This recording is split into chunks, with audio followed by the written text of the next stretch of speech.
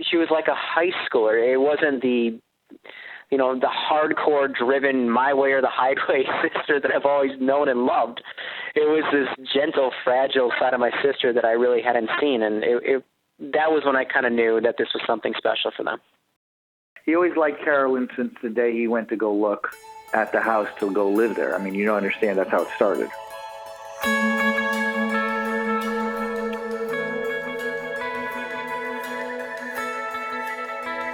This is a story of boy meets girl. Two people worlds apart brought together by a simple ad seeking someone to share the rent. The girl posted the ad and the boy answered. One small thing that led to big beginnings and the chance of a lifetime.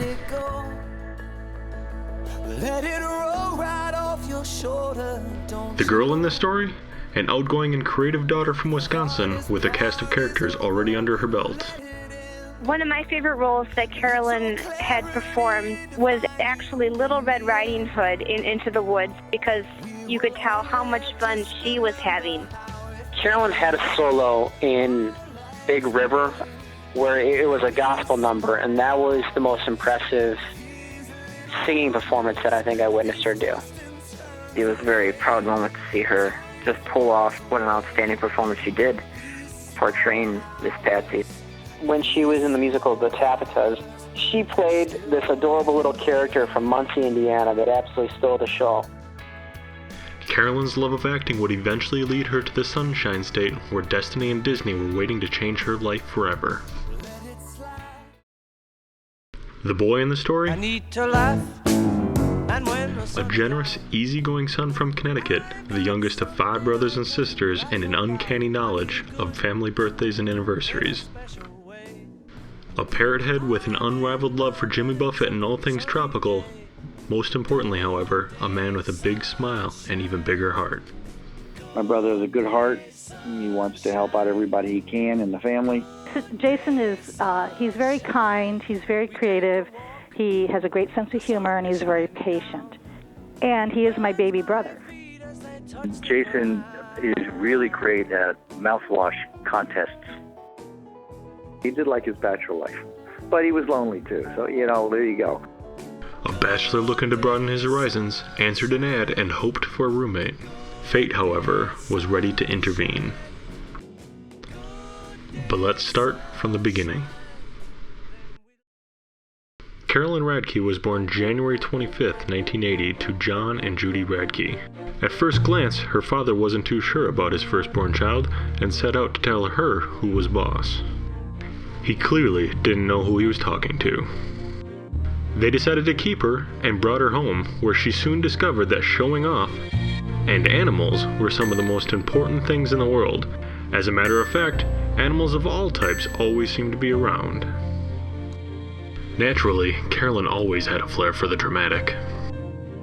Soon, her parents blessed her with other little people that she herself could boss around.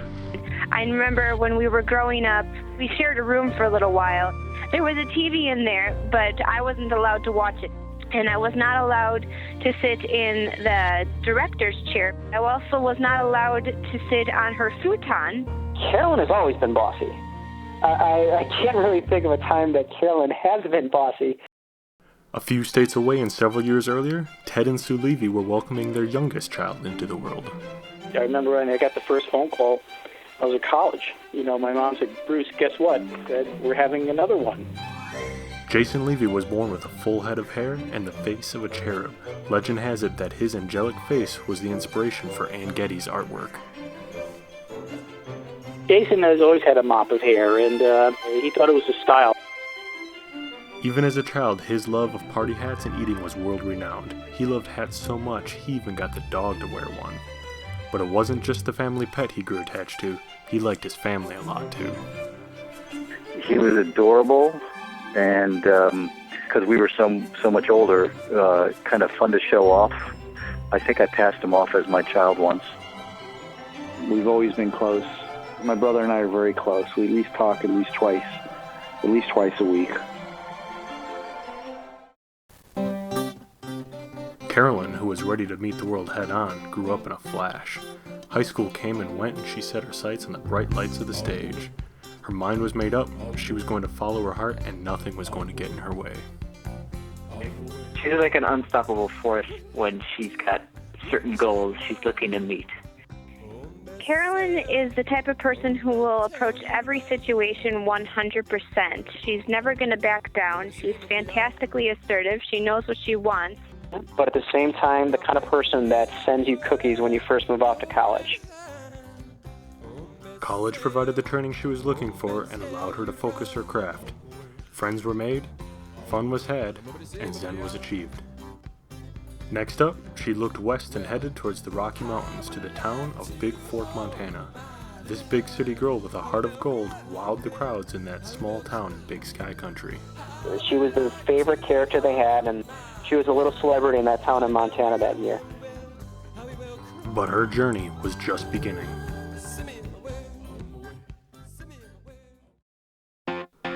Meanwhile, in another time and another place, Jason was living the high life.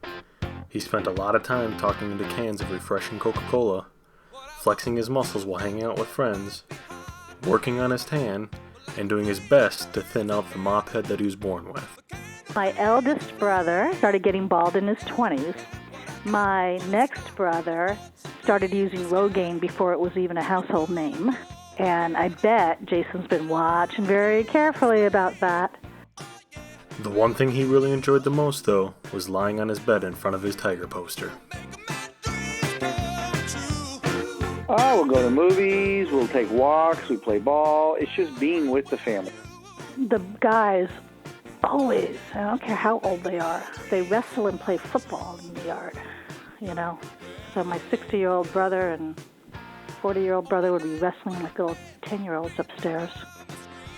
Between sleeping in late and playing games, Jason rediscovered his love of hats. He knew that somewhere out there was a girl waiting for a guy like him, a guy with glasses who could pull off a stylish hat at the same time, so he tried on every hat that he could find, hat after hat after hat. Eventually he found his way to Florida, where a small rodent with a big personality was waiting to change his life. And there was Mickey too.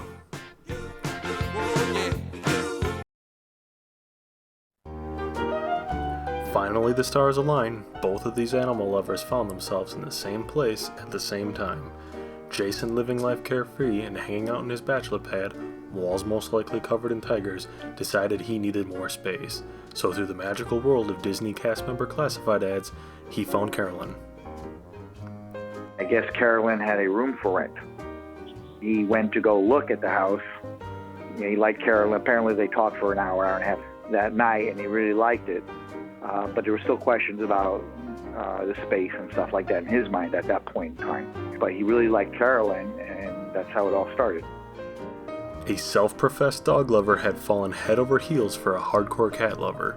Jason did the only thing he could think of to show Carolyn that he was willing to compromise. He took her to see cats the size of dogs.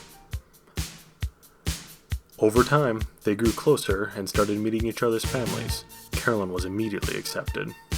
Once we met her, it was easy. We just loved Carolyn. She fit in very well. Okay, this girl sounds like she's got potential. We really were fond of Carolyn.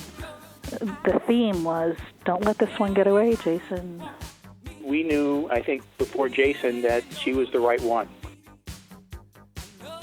Jason was equally popular with cheeseheads in Wisconsin. She was telling me all about this guy and how cute he was, just her type, tall and wearing the hats and glasses. He seems to be a very easygoing kind of guy. Laid back, go with the flow. When I met Jason, I was able to quickly judge him and size him up right away as a very genuine class act. Everyone was just happy.